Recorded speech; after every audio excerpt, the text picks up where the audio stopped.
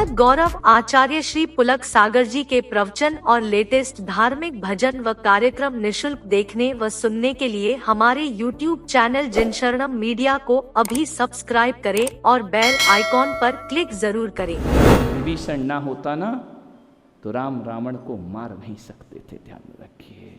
विभीषण की वजह से कैसे भाई थे, और उसी कुल में उसी वंश में कुंभकर्ण था, उसी वंश में कुंभकर्ण जैसे भाई।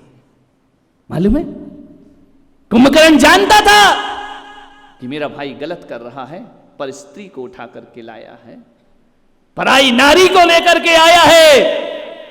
लेकिन राक्षसों के वंश में भी कोई आदर्श पुरुष होते हैं।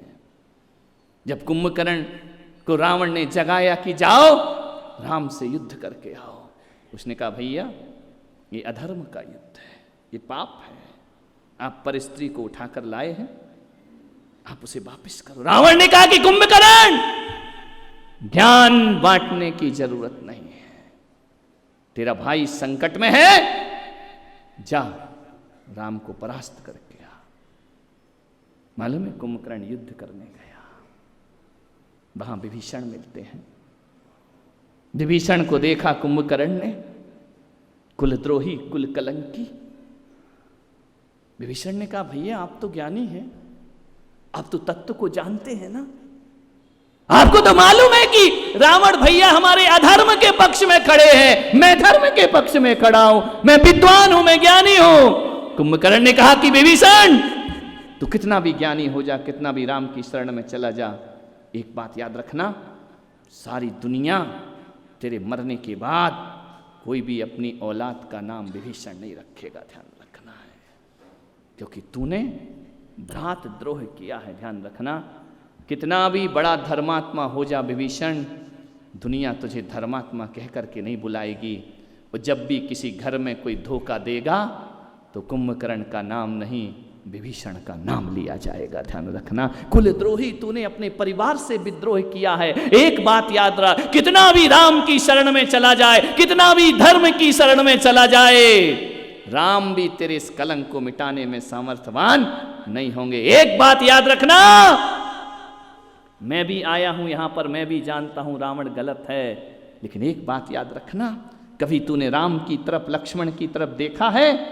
एक बात याद रखना, लक्ष्मण यदि भ्रात भक्त में अयोध्या छोड़ देता है तो कुंभकर्ण भी अपने भाई की भक्ति में युद्ध लड़ने को तैयार हो जाएगा, भले अधर्म की तरफ क्यों ना खड़ा हो, लेकिन भाई खून खून से नहीं बटना चाहिए। विभीषण तूने बहुत गलत काम किया है अपने जीवन में, अरे मरना था तो भाई के लिए स्वाभिमान से मर जाता, ऐसी मौत क्या घर का भेदी लंका ढाए, ये कहावत जीवन भर तेरे साथ जुड़ी रहेगी। ध्यान रखना, मैं आपसे कहता हूं कितना भी उपवास कर लो, कितने भी व्रत कर लो, कितना भी पर्युषण कर लो, कितना भी धर्म कर लो, और यदि तुमने भाई का साथ छोड़ा है, ये धर्म कर्म तुम्हारे कलंक को मिटाने वाले नहीं हुआ करते हैं। आपका जीवन कलंकित ही रहेगा, आपका जीवन अपमानित ही रहेगा। क्यों नहीं, जब इतना अच्छे विभीषण थे, इतनी महिलाएं बैठी हैं, पुरुष बैठे हैं, यदि कोई बच्चे का नाम रखाने आए मेरे पास और मैं कह दूं इसका नाम विभीषण रख दो, कहेंगे नहीं महाराज क्या कर रहे हो, विभीषण शब्द गाली बन गया है। ध्यान रखना,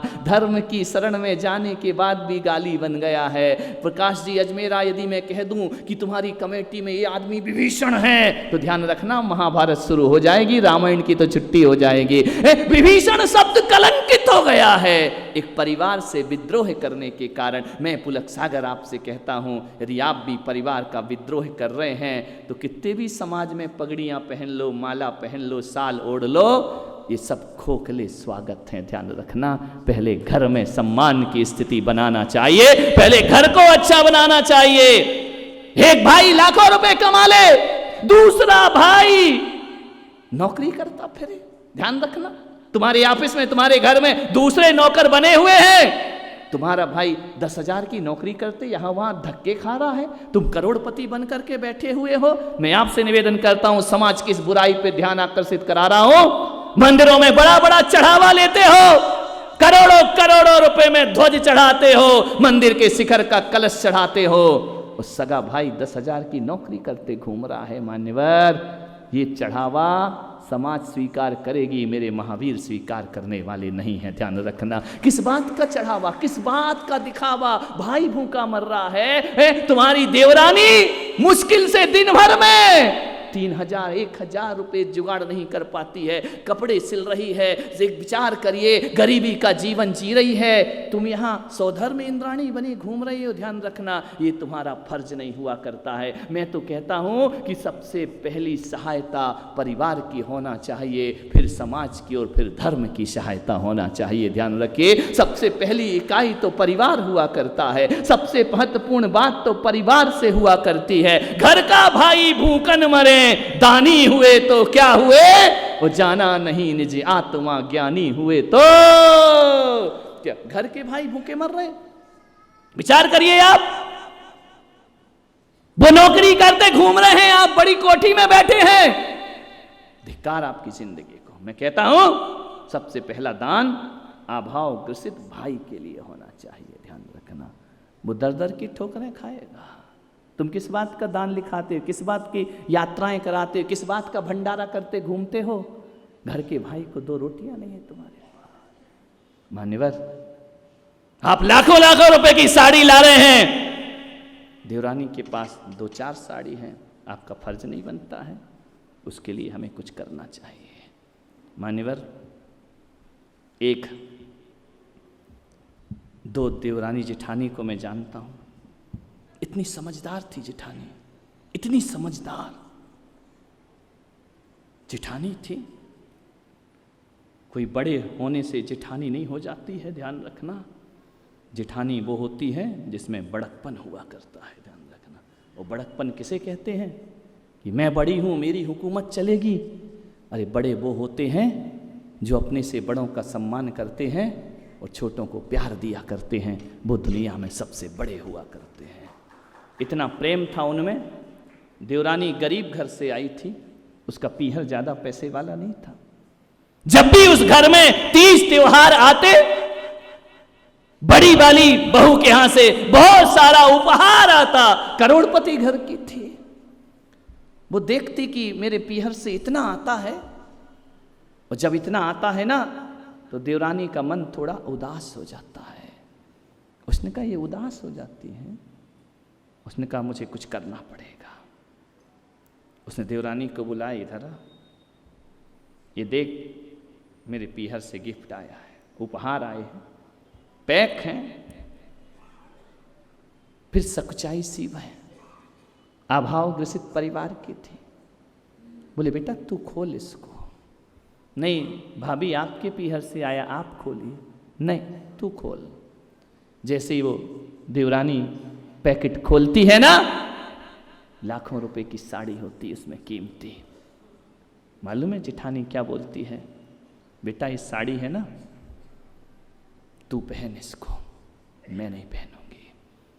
अरे आपके पीहर से आया भाभी, आप पहनिए, मुझे क्यों दे रही? बेटा मैं पहनूंगी, लेकिन जब तक 15 दिन तू ना पहन लेगी तब तक मैं उस साड़ी को पहनने वाली नहीं हूं। ध्यान रखना, उस जेठानी ने ऐसा रोल अदा किया अपने जीवन में। जो भी उपहार आता, जो भी आता, सबसे पहले देवरानी को देती, उसे ही देती। बेटी एक बात ध्यान रख बहन, तूने भी घर छोड़ा है, मैंने भी घर छोड़ा है, इस परिवार में हमें आकर के रहना है, इसे स्वर्ग बनाना है। आज के बाद कभी ये मत कहना मेरा पीहर क्या है और तेरा पीहर क्या है। अरे जो तेरी ससुराल वो मेरी ससुराल, और जो मेरा पीहर वो तेरा पीहर है। ये बात जुबान पे नहीं लाना। आज के बाद मेरा तेरा नहीं होना चाहिए। उसके पति यदि साड़ी लेकर के आते थे तो पहले वो कहती थी कि छोटी को साड़ी लाना, और वही डिजाइन, वही कलर, वही रंग, वही डिजाइन, वही कीमत।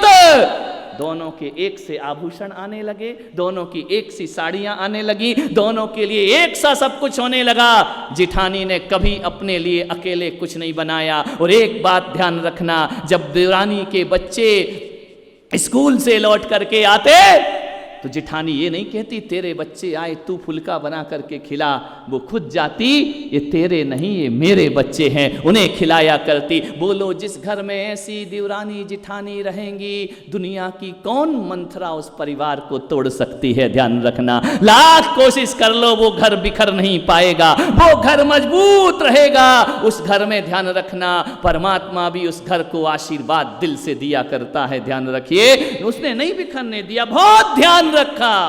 हर चीज में वह देवरानी को आगे कर, क्या बिगड़ जाएगा इतना कर लोगे तो, क्या बिगड़ जाएगा। और अपनी देवरानी को ज्यादा दिखाने की जरूरत भी क्या है। ध्यान रखना, जो बहू ससुराल में पीहर की टसल दिखाती है उस ससुराल को बिखरने में ज्यादा देर नहीं लगा करती। ससुराल में पीहर की शान मत दिखाइए, वो शान तुम्हारी भाभी की है, तुम्हारी कोई शान नहीं है। महीने 15 दिन में कुछ आ गया तो इतनी आकाश में मत उड़ने लगो। जीना तो तुम्हें उसी घर में है, उसी घर में जिंदगी गुजारना है। 4 दिन जितना भी 4 दिन की खुशियों के लिए पीहर के धन पे अकड़ने की कोशिश मत करो। ध्यान रखना, जिस घर में रह रही हो ना उस घर को मंदिर बनाने का प्रयास करिए, जीवन आपका आनंद में परिवर्तित हो जाएगा।